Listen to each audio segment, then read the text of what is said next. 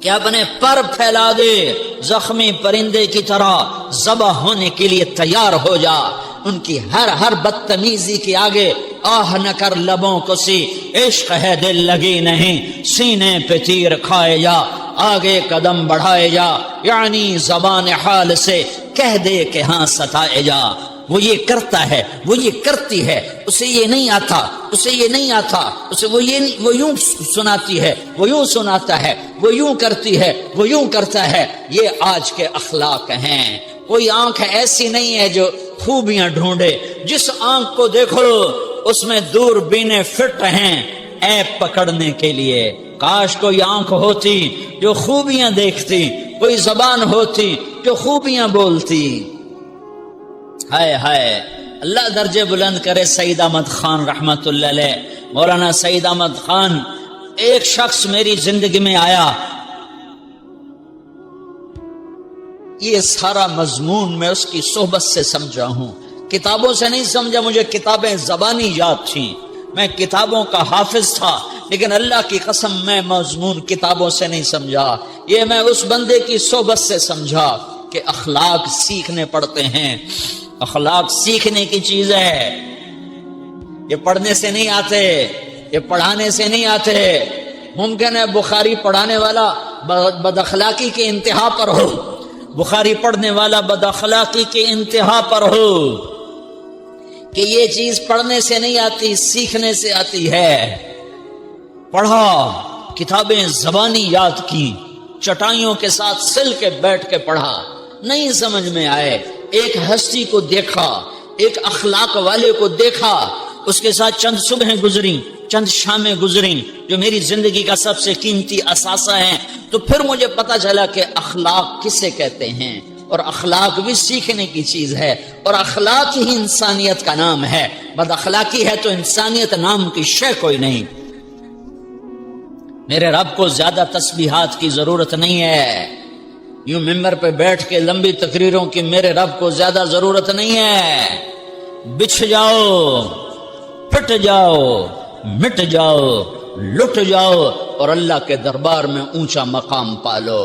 لوگوں کی سہنا سیکھ لو، لوگوں کے زخم سہنا سیکھ لو، لوگوں کی لگائے ہوئے نشتر، لوگوں کے لگائے ہوئے زخم چھوڑ دو رسنے کے لیے، چھوڑ دو گھاؤ بننے کے لیے، چھوڑ دو انہیں گہرا ہونے کے لیے۔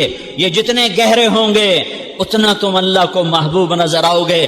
تو بچا بچا کے نہ رکھ اسے، تیرا آئینہ ہے وہ آئینہ کہ شکستہ ہو تو عزیز تر ہے نگاہ آئینہ ساز میں۔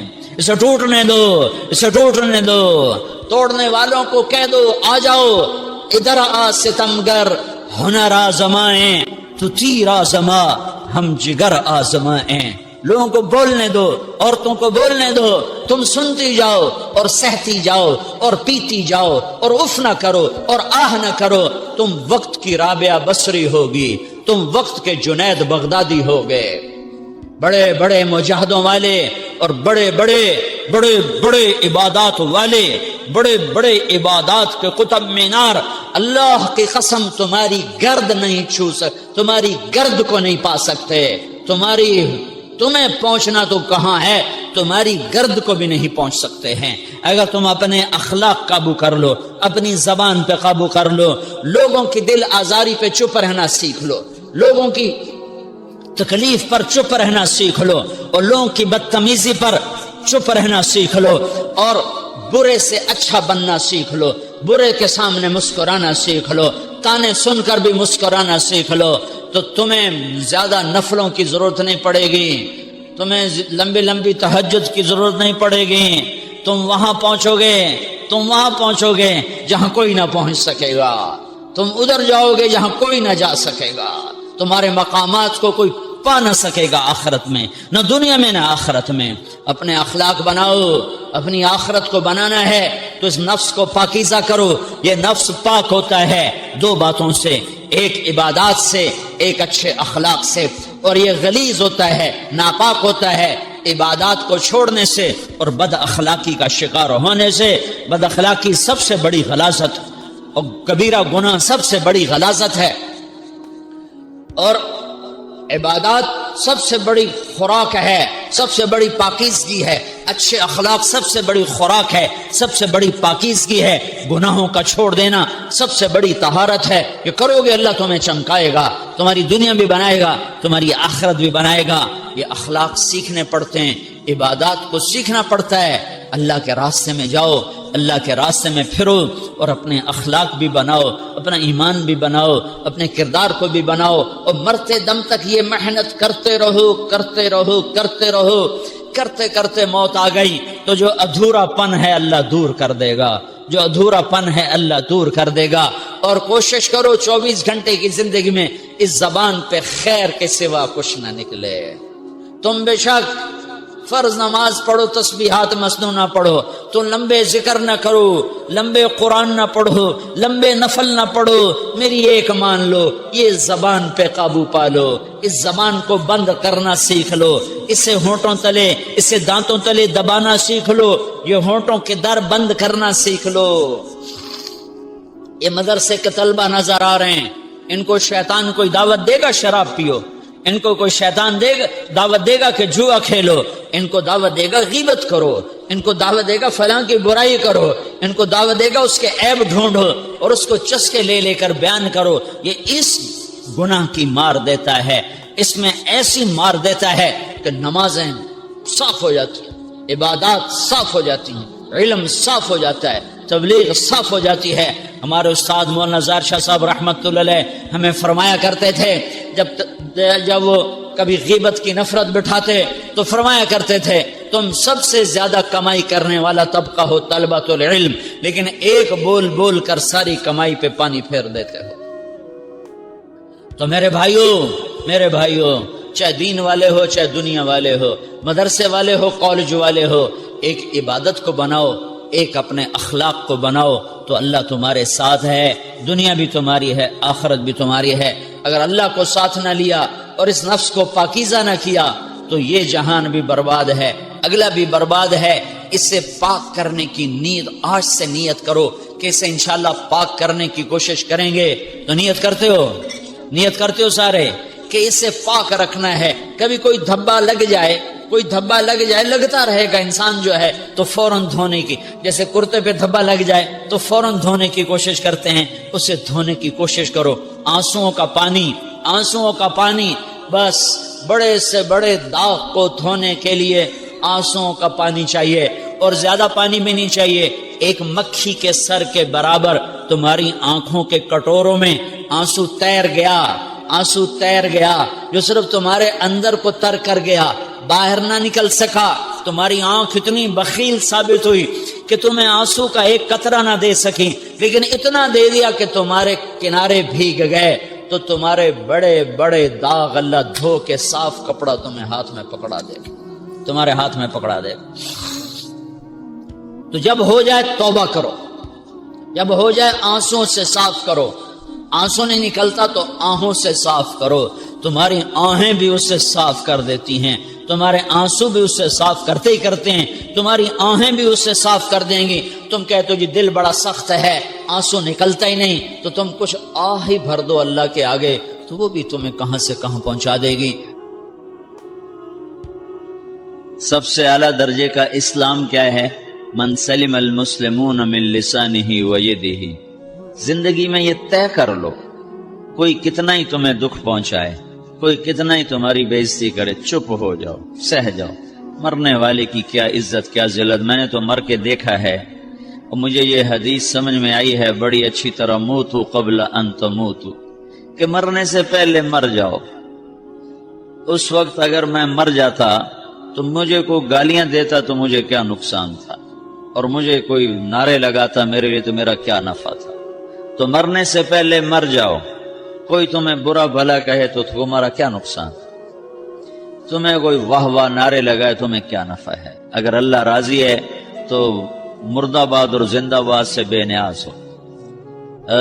ابو ذر رضی اللہ تعالیٰ عنہ کو ایک آدمی نے گالیاں دی تو انہوں نے فرمایا بیٹا ایک گھاٹی آگے آ رہی ہے، اس میں گر گیا تو جو کچھ کہہ رہے ہو اس سے بھی زیادہ کا حقدار ہوں، اور اگر پار ہو گیا تو تیری گالیوں سے مجھے کوئی فرق نہیں پڑتا ہے۔ من سلم المسلمون من لسانه ويده موتوا قبل ان تموتوا. چونکہ آج کل اخلاق ہیں انتقامی، معاف کرنے والے اخلاق ہیں نہیں، انتقامی اخلاق ہیں. ہمارا معاشرہ انتقامی ہے. اچھا کرو گے تو ہم اچھا کریں گے، برا کرو گے تو ہم برا کریں گے، جیسا کہو گے ویسا ہم سے سنو گے. یہ ہمارا ماحول ہے، یہ ہمارا. ایک ماں کہہ رہی تھی دوسری ماں کو، میرے پترا کدی کسی نے وقت سلام نہیں کیتا. بڑے فخر سے کہہ رہی ہے، ہمارے اپنے گاؤں کی بدوا. میرے پترا کدی نہیں کسی نے وقت سلام کیتا. مائی جڑا کرے انہوں کریں دیں، جڑا نہ کرے انہوں پوچھ دے ہی کوئی نہیں. یہ وہ فخر سے کہہ رہی تھی. جو سب سے بڑا عیب ہے وہ سب سے بڑا فخر بنا ہو. میرے پترا کدی نہیں کسی نے وقت سلام کیتا. جب ماں باپ نے یہ سبق دیا تو اولاد کا کیا قصور ہے. تو ہمارا معاشرہ انتقامی ہے، ایک کی 10 سنانے کا ماحول ہے. تو آپ 100 کی ایک بھی نہ سناؤ. احنف بن قیس رضی اللہ تعالیٰ عنہ پہ ایک آدمی نے چڑھائی کر کہنے لگا، ایک سناؤ گے نا تو 10 سنو گے میری طرف سے. تو احنف بن قیس کہنے لگے، بھائی تو مجھے 100 بھی سنائے گا نا تو میری طرف سے ایک بھی تو نہیں سنے گا. ایک آدمی ان کی بڑی بےزتی کر رہا تھا اور وہ چل رہے تھے اور وہ 100 گالیاں بک رہا ہے. جب آ گیا نا قریب شہر تو کہنے لگے، دیکھا میرا قبیلہ یہاں رہتا ہے، اگر کسی نے سن لیا نا تو تیری بڑی دھلائی کر دے گا. تو نے جو مجھے گالیاں دینی میں کھڑا ہوں یہیں تو دے لے، تو اپنا سارا زور پورا کر لے تاکہ آگے تجھے کوئی تکلیف نہ پہنچا دے میری وجہ سے. تو وہ پاؤں پہ گر کے معافی مانگنے لگا کہ واقعی تو بڑے حلم والا ہے. وہ مشہور تھے اپنے حلم میں، بردباری، اور لوگ ان کا امتحان لینے آیا کرتے تھے کہ بھئی کوئی ہے جو احنف کو غصہ دلا دے. تو لوگ ناکام ہو جاتے تھے، ان کو غصہ نہیں آتا. ایسے ایک عرب سردار گزرا، معن بن زائدہ، وہ بھی اپنے حلم میں بڑے مشہور تھے. ایک دفعہ لوگوں میں شرط لگ گئی، کوئی ہے معن بن زائدہ کو غصہ دلائے تو ہم اس کو انعام دیں گے. تو ایک شاعر نے کہا، میں غصہ دلاتا ہوں، تم دیکھنا ایسے سیخ پا ہو جائے گا جیسے جانور. تو وہ چلا گیا اس کی مجلس میں. دربار لگا، عرب سردار تھا بہت بڑا، دربار لگا ہوا. تو کہتا، السلام علیکم. میں کہا، وعلیکم السلام. تو معن بن زائدہ پر ایک دور بڑے فقر کا گزرا تھا، پھر اللہ نے اس کو بہت بڑی سرداری دی. بنو عباس کا بہت بڑا یہ وزیر گورنر تھا. تو کہتا، اتذکر اذ لحافک جلد شاۃ اذ نعلاک من جلد البعیر. کیوں بھائی تجھے یاد ہے جب تیرا بستر بکری کی کھال تھا اور تیرے جوتے اونٹ کی کھال کے تھے؟ تو کہنے لگا، کیوں نہیں یاد، بھلا کوئی ماضی بھی بھولتا ہے.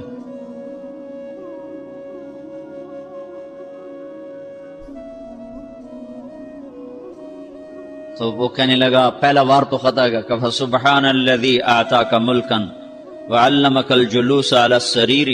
تو پھر ساری تعریفیں تو اللہ کی ہیں جس نے تیرے جیسے کو تخت پہ بٹھا دیا. کہاں بھئی ساری تعریفیں اللہ کی ہیں، میری تو کوئی اوقات نہیں. تو کہنے لگا، سأرحل عن دیار انت فیہا وان جار الزمان علی الفقیر. جہاں تیرے جیسا حکمران ہو وہاں مجھے رہنا گوارا ہی نہیں ہے. میں یہاں سے چھوڑ کے نکل جاؤں گا چاہے کتنی تکلیف اٹھاؤں. بڑے دربار میں یہ ایک گورنر اور وزیر سے بات ہو رہی ہے. تو وہ کہتا ہے، اچھا بھائی اگر تو ہمارے پاس رہے گا تو ہم تیرا اکرام کریں گے، اور اگر تو جانا چاہتا ہے تو پھر رافقت کا سلام. تو وہ یہ وار بھی خالی گیا. تو پھر کہنے لگا، فجد لی یبن ناقصۃ بمال.